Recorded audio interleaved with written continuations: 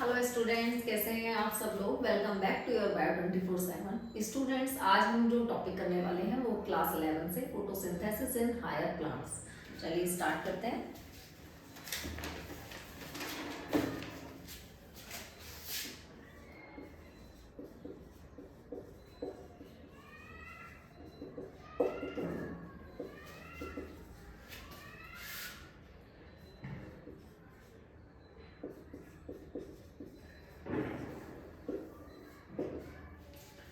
बेटा यहाँ एक टर्म दिया हुआ है photosynthesis in higher plants. Higher plants मतलब कि अब आपको एक जो आप पहले एक छोटा सा कॉन्सेप्ट पढ़ा करते थे कि यहाँ पर क्या होता है, फूड मेकिंग प्रोसेस होता है लाइट की प्रेजेंस में।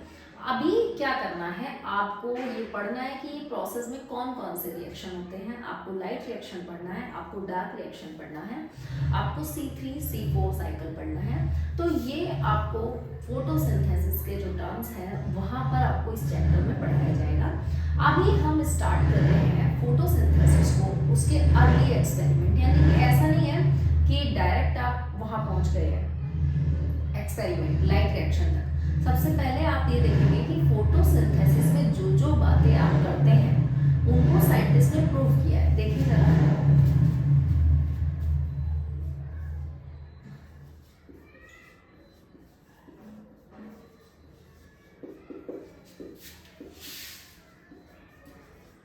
ये चैप्टर का अर्लियर पार्ट है जहां पर अर्ली एक्सपेरिमेंट आपको दिखाए गए हैं। सबसे पहले साइंटिस्ट है प्रीस्टली। मतलब अगर आप इस चैप्टर को एमसीक्यूज के टर्म्स पे जब क्वेश्चन शुरुआत में पढ़ने जाएंगे तो आप एक चार्ट बना लें फर्स्ट पेज पे ही, तो आपके अर्ली एक्सपेरिमेंट वहीं क्लियर हो जाने। प्रीस्टलर ने जो एक्सपेरिमेंट किया था वो था बेल जार एक्सपेरिमेंट। इन्होंने क्या किया, उस एक्सपेरिमेंट में एक बेल जार लिया, एक कैंडल, प्लांट एंड माइस। अब इसका सेटअप क्या था, मान लेते हैं ये बेल जार है। इस बेल जार में एक चूहा, ठीक है, इस चूहे के साथ में एक कैंडल और यहाँ पे एक प्लांट, ठीक है, मान लेते हैं।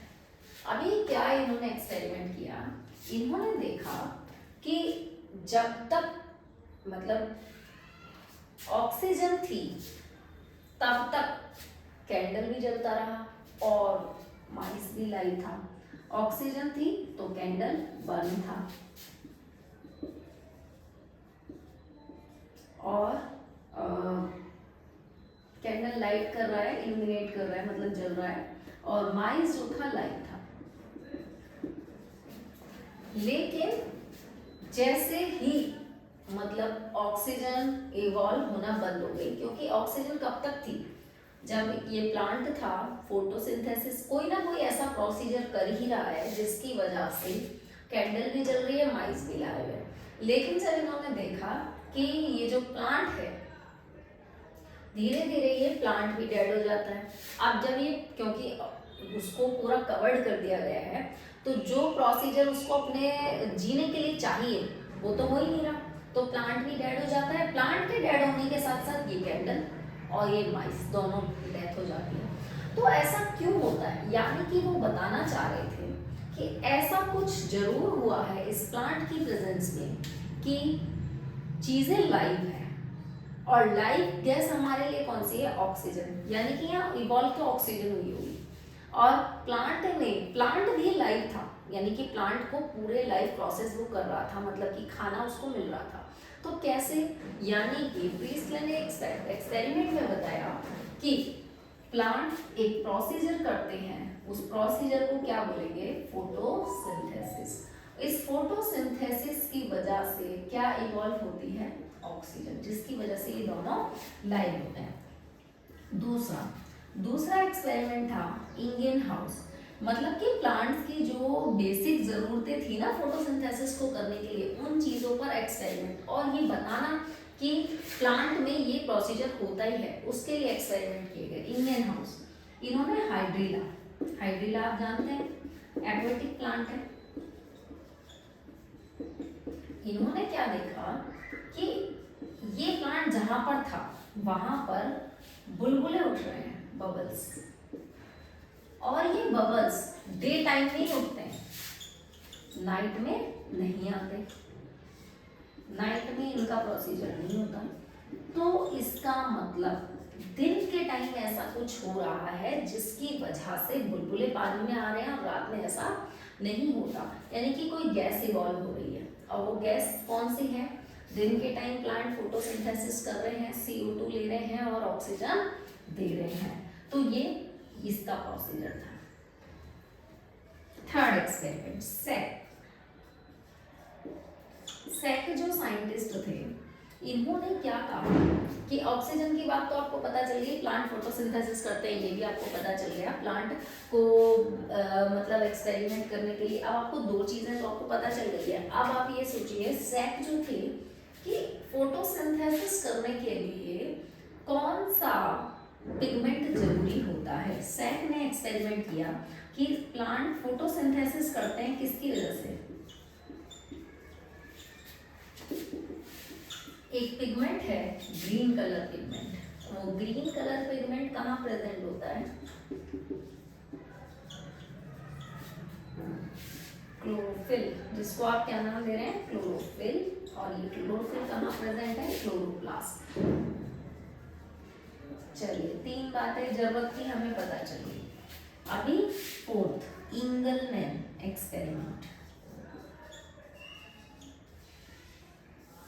इंगलमैन एक्सपेरिमेंट इन्होंने क्या किया? लाइट पर किया। लाइट को स्प्लिट करवाया, किसमें? प्रिज्म में। या फिजिक्स में 10th क्लास में पढ़े होंगे कि लाइट को प्रिज्म पर स्प्लिट कराते हैं तो वो 7 कलर में डिस्ट्रीब्यूट हो जाती है, व्हाइट लाइट।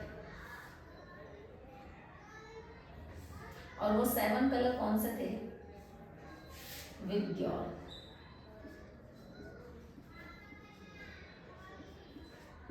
ठीक है।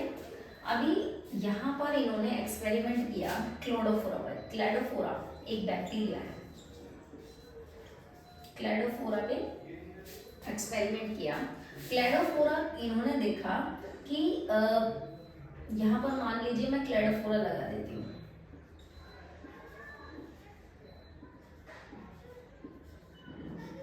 इन्होंने देखा कि ये जो क्लेडोफोरा है वो सबसे ज्यादा ब्लू लाइट और रेड लाइट, बाकी सारी लाइट पर भी एब्जॉर्प्शन होता है, पर सबसे ज्यादा ब्लू और रेड लाइट पर एब्जॉर्प्शन करता है। अब इसका पता लगाने के लिए इन्होंने यहाँ पर रख दिया एक बैक्टीरिया।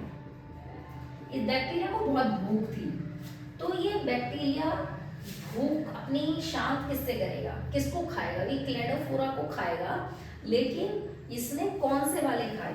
सबसे ज्यादा ब्लू और रेड लाइट वाले, क्योंकि वहां पर सबसे ज्यादा फूड फॉर्मेशन हुआ, फोटोसिंथेसिस हुआ।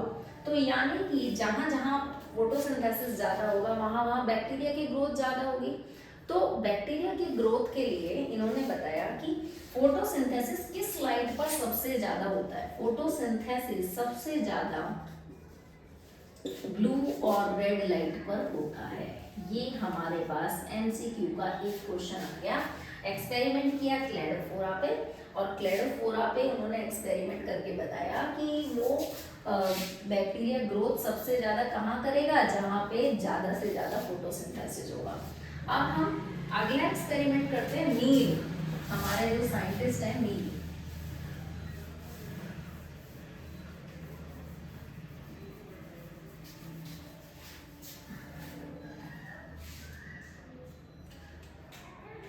ये वाला क्वेश्चन इंगलमैन वाले एक्सपेरिमेंट से बिल्कुल याद कर लेना कि ब्लू और रेड लाइट, सबसे ज्यादा फोटोसिंथेसिस किस लाइट पर होता है? ब्लू और रेड लाइट पर। अब नील ने जो एक्सपेरिमेंट बताया, साइंटिस्ट इन्होंने बताया कि फोटोसिंथेसिस प्रोसेस में ऑक्सीजन कहाँ से आती है? पानी से या कार्बन डाइऑक्साइड से? तो पता चला ऑक्सीजन होती है वाटर स्प्लिटिंग से। पानी के टूटने से, वाटर स्प्लिटिंग होने से क्या बनेगी? ऑक्सीजन बनेगी। यही चीज अगर मैं कहूं पर्पल ग्रीन बैक्टीरिया, जो कि क्या होते हैं?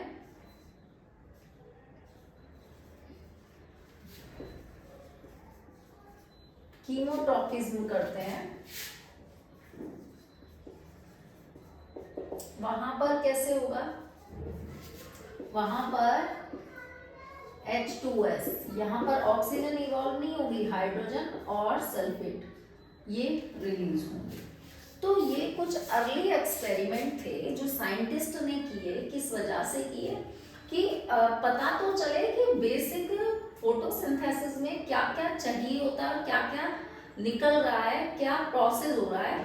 तो वो सब अर्ली साइंटिस्ट ने, जैसे कि अगर हम प्रीस्टले की बात करूं तो प्रीस्टले ने कहा कि प्लांट ऑक्सीजन रिलीज करते हैं जब ही तो चीजें लाइव हैं। दूसरे वाले ने कहा कि बिल्कुल ऑक्सीजन रिलीज करते हैं क्योंकि बबल्स उठ रहे हैं, उन्होंने बबल्स एक्सपेरिमेंट दिया। फिर सैक आया, सैक ने बताया कि ये सब चीजें हो किस वजह से रही है, प्लांट के अंदर ऐसा है क्या, क्लोरोफिल। फिर कौन सी लाइट को सबसे ज्यादा फोटोसिंथेसिस में किस लाइट की सबसे ज्यादा जरूरत है, ब्लू और रेड लाइट, क्योंकि सबसे ज्यादा फोटोसिंथेसिस वही होता है। ऑक्सीजन आती कहाँ से इस प्रोसीजर में, पानी के टूटने से। अब हम जरा अपना कुछ बेसिक देख ले और भी ज्यादा की चीजें बेस से पढ़ते हैं।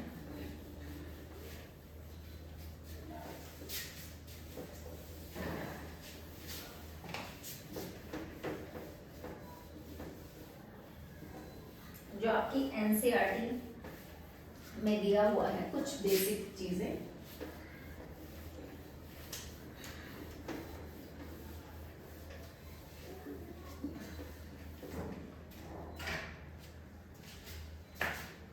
देखो बेटा, फोटोसिंथेसिस, फोटो मतलब लाइट, सिंथेसिस मतलब फॉर्मेशन, ठीक है। ये लाइट की प्रेजेंस में क्या बनना है फोटोसिंथेसिस में, फूड, ठीक है। फूड किस फॉर्म में बनता है, ये आपका ऑर्गेनिक फूड है। ऑर्गेनिक फूड का नाम आप क्या लेंगे, C6H12O6 दैट इज ग्लूकोज। ये ग्लूकोज किस फॉर्म में होती है, alpha glucose. Alpha glucose homopolysaccharide है। अब आप बेसिक लेवल से थोड़ा धीरे धीरे आगे बढ़ते जाएंगे, ये आपके लेवल पर आता है अल्फा पॉलीसैकेराइड्स। ये होमोपॉलीसैकेराइड है, इसकी दो फॉर्म हो सकती हैं, अमाइलोज और अमाइलोपेक्टिन।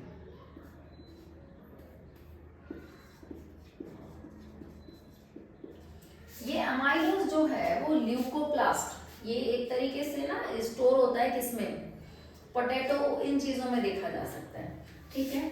अभी फोटोसिंथेसिस में जो लाइट का पाथ है वो कौन सा पाथ है, पाथ।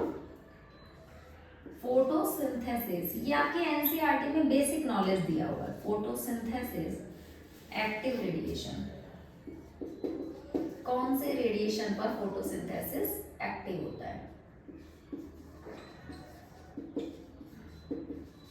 जिसकी स्ट्रेंथ वेवलेंथ क्या है, 400 nm से 700 नैनोमीटर, इसी बीच में फोटोसिंथेसिस होता है। अब फोटोसिंथेसिस में यहाँ पर क्या क्या चीजें जरूरी हैं, देखिए अगर मैं इसका एम्पिरिकल एक रिएक्शन बनाऊं, CO2, वाटर, क्लोरोफिल, सनलाइट, ठीक है, और आपके पास बनेगा क्या, C6H12O6 plus oxygen plus water, ठीक है। ये आपके सामने चीजें यहाँ आती हैं। इसकी बैलेंस रिएक्शन भी आप बना सकते हैं, 6CO2 12H2O, then 6O2 6H2 और C6H12O6, आप इसकी बैलेंस रिएक्शन भी बना सकते हैं। ये फोटोसिंथेसिस का रिएक्शन है, ये होता है प्लांट्स में, ठीक है, रिएक्शन लिख रही हूँ। और यहाँ पर ऑक्सीजन इवॉल्व होती है, यही तो प्रिस्टले जो एक्सपेरिमेंट है और आपका इंगन हाउस का जो एक्सपेरिमेंट था वहाँ उन्होंने यही तो बताया है। तो रॉ मटेरियल क्या क्या है फोटोसिंथेसिस का, अगर रॉ मटेरियल देखें क्या क्या चाहिए फोटोसिंथेसिस में, CO2 चाहिए, पानी चाहिए, पानी टूटेगा तभी तो ऑक्सीजन इवॉल्व होगी, क्लोरोफिल चाहिए, ग्रीन कलर का पिगमेंट है जो कि क्या करता है, लाइट को ट्रैप करता है, और सनलाइट तो बिल्कुल चाहिए, क्योंकि आपको पता है लाइट की प्रेजेंस में होने वाला प्रोसेस है। कहीं कहीं पे डार्क रिएक्शन होता है, उस पर हम बात करेंगे। तो ये एक तरीके का ये प्रोसेस है, ठीक है बच्चों। यहाँ पर क्या क्या है, कार्बन डाइऑक्साइड, पानी, क्लोरोफिल, सनलाइट, यहाँ ये सब चीजें आपको जरूरत है। और बनेगा क्या, फूड बनने आपके पास आने वाला है, फूड खाना। और सब, और इसकी जरूरत क्या है, दो बातों के लिए मुझे समझ में आ रहा है कि क्यों जरूरत है इसकी। एक तो प्राइमरी रिसोर्स है फूड का, सबसे पहली बात, खाना प्लांट्स ही बना रहे हैं। Primary resource of food on earth,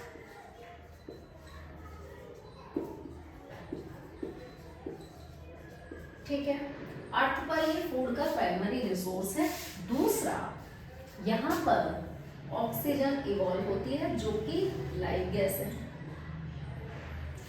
तो मुझे फोटोसिंथेसिस में इतनी चीजें समझ में आ रही हैं कि इतना सब इसकी रिक्वायरमेंट है, इतना इसकी रिक्वायरमेंट के बाद ये हमारे लिए क्या होने वाला है, फोटोसिंथेसिस में क्या बनता है, फोटोसिंथेसिस किस लाइट पर काम करता है, ये सब हमारे चैप्टर में सिर्फ और सिर्फ बेसिक है कि हमें इतने एमसीक्यू टाइप क्वेश्चन के लिए पॉइंट याद हो बस, ठीक है।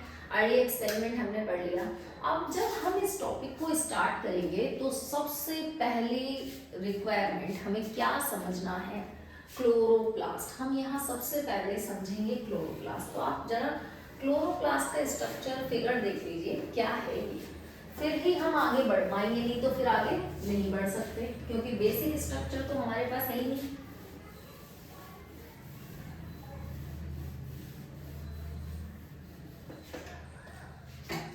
वैसे मैंने इससे अर्ली कई वीडियो बनाए हैं क्लोरोप्लास्ट पर, आप उनको भी देख सकते हैं, सेल वाले चैप्टर के लिए बनाए थे। अब हम फोटोसिंथेसिस के लिए बना रहे हैं। ये हमारा क्लोरोप्लास्ट है, ये इसकी आउटर मेम्ब्रेन है, ये इसकी इनर मेम्ब्रेन है, और ये मेम्ब्रेन बाउंड स्ट्रक्चर है, ये भी आपको पता चल गया होगा। यहाँ पर कुछ सिक्के रखे गए हैं, इनमें से एक सिक्के को कहेंगे तो ग्रेना, और सभी सिक्कों को मिला देंगे तो क्या कहेंगे, ग्रेना। तो ये ग्रेना या थाइलेकॉइड, ठीक है। अंदर थाइलेकॉइड के ल्यूमेन होता है जो कि एसिडिक होता है बिकॉज ऑफ हाइड्रोजन। इसे स्ट्रोमल लैमेली कहते हैं, जो अटैच कर रहा है दो ग्रेनम को, ठीक है, स्ट्रोमल लैमेली। और ये ग्रेनम है,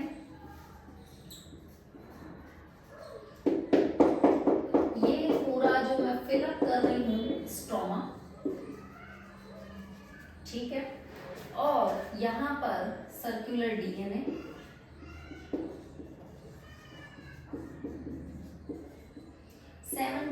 राइबोसोम,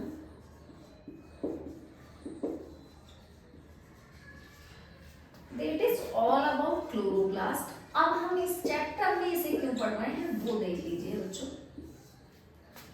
थाइलेकॉइड पर रिएक्शन होती है, लाइट रिएक्शन, जो कि PS1 and PS2, photosystem 1, photosystem 2, ये पॉइंट, ठीक है। थाइलेकॉइड में photosystem 1 and photosystem 2, stromal lamellae के फोटोसिस्टम 1 जिसे साइक्लिक कहेंगे, ये नॉन साइक्लिक है। स्ट्रोमा में डार्क रिएक्शन होता है, C3 साइकिल, कैल्विन साइकिल। अब आपको इस चैप्टर पे इसकी रीड समझ में आ गई होगी कि इस डायग्राम को पहले क्यों पढ़ना है, ताकि हमें चीजें क्लियर हो। थाइलेकॉइड पे आप नॉन साइक्लिक फोटोफॉस्फोराइलेशन करेंगे, photosystem 1 and photosystem 2। Stromal lamellae पे फोटोसिस्टम 1 होगा, डार्क रिएक्शन पे स्ट्रोमा में डार्क रिएक्शन, फोटोसिस्टम 1। अभी कुछ और बेसिक बातें जान लेते हैं। फोटोसिस्टम 1 किस वेवलेंथ पे काम करता है, 700 नैनोमीटर, और फोटोसिस्टम 2 ये काम करता है 680 नैनोमीटर की वेवलेंथ पे, ठीक है। ये आपके लिए कुछ बेसिक इस चैप्टर से रिलेटेड नॉलेज है। अभी बच्चों हम नेक्स्ट वीडियो में लाइट रिएक्शन पढ़ने वाले हैं। फोटोसिंथेसिस 2 फॉर्म में है, light reaction and dark reaction. Light is light fully dependent reaction, light पे डिपेंडेंट है, पर डार्क रिएक्शन लाइट इंडिपेंडेंट है, कोई डिपेंडेंसी नहीं है, लाइट है तो भी कोई दिक्कत नहीं है, लाइट नहीं है तो वो रिएक्शन कर ही रहा है। तो लाइट रिएक्शन के भी टू पार्ट्स हैं, साइक्लिक एंड नॉन साइक्लिक। तो हम ये दोनों चीज़ें हमारे नेक्स्ट वीडियो में कवर करेंगे। थैंक यू बच्चों, चैनल को लाइक शेयर सब्सक्राइब करना ना भूलिए। थैंक